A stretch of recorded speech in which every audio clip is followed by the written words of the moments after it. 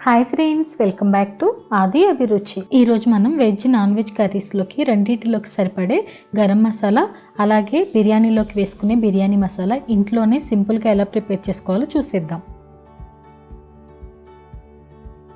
ముందుగా గరం మసాలా ప్రిపరేషన్ కోసం ఒక ప్యాన్ తీసుకొని అందులో 1 కప్ ధనియాలు తీసుకున్నాను. 1 టేబుల్ స్పూన్ లవంగాలు అలాగే 2 ఇంచుల దాల్చిన చెక్క వేసుకోండి. దాల్చిన చెక్కని ఇలా తుంపి వేసుకుంటే ఫ్రై అవ్వడానికి ఈజీగా ఉంటుంది. అలాగే 2 యాలకులు వేసుకొని బాగా ఫ్రై చేసుకోవాలి. ఈ గరం మసాలా వచ్చేసరికి వెజ్ నాన్ వెజ్ కర్రీస్లోకి ఎందులోనైనా వేసుకోవచ్చండి. రెండింటికి సరిపడడానికి చేశాను.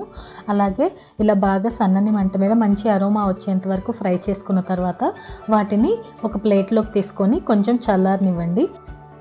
పూర్తిగా చల్లారిన ఈ స్పైసెస్ అన్నీ తీసుకొని మిక్సీ జార్లో వేసుకొని ఫైన్ పౌడర్ లాగా చేసి పెట్టుకోవాలి. ఇలా ఫైన్ పౌడర్గా చేసుకొని ఎయిర్ టైట్ కంటైనర్లో స్టోర్ చేసుకుంటే మనకి ఎన్ని రోజులైనా సరే చాలా ఫ్రెష్గా ఉంటుందండి. గరం మసాలా కావాలనుకున్నప్పుడు మనం కర్రీస్లో వేసేసుకోవడమే. అంతేనండి, ఎంతో సింపుల్గా చేసుకుని గరం మసాలా పౌడర్ ఇంట్లోనే రెడీ అయిపోయింది.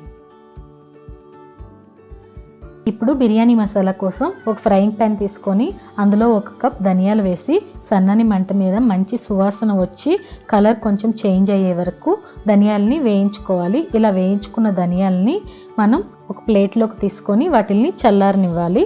తర్వాత అదే ప్యాన్ మళ్ళీ స్టవ్ మీద పెట్టేసుకొని అందులో 1 టేబుల్ స్పూన్ జీలకర్ర 2 టేబుల్ స్పూన్ షాజీరా వేసి మళ్ళీ సన్నని మంట మీద మంచి సువాసన వచ్చేంత వరకు వేయించుకోవాలి. ఎందుకంటే వీటిని సపరేట్గా వేయించకపోతే మాడిపోతాయండి. అందుకని ధనియాలతో కలిపి ఫ్రై చేయకుండా విడిగా ఫ్రై చేశాను. అదే ప్యాన్లో 1 టేబుల్ స్పూన్ మిరియాలు 4 స్టార్ అనీస్ 1 టేబుల్ స్పూన్ యాలకులు 1 టేబుల్ స్పూన్ లవంగాలు 2 నల్ల యాలకులు 4 దాల్చిన చెక్క పెద్దవి ఇలా తుంపి వేసుకోండి.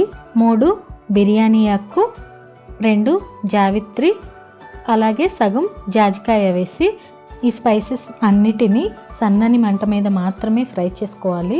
పెద్ద మంట పెట్టి ఫ్రై చేసుకుంటే మాడిపోతాయండి. అలా కాకుండా సన్నని మంట మీద జాగ్రత్తగా మంచి సువాసన వచ్చేంత వరకు ఫ్రై చేసుకొని ఇలా పక్కకు తీసుకోవాలి.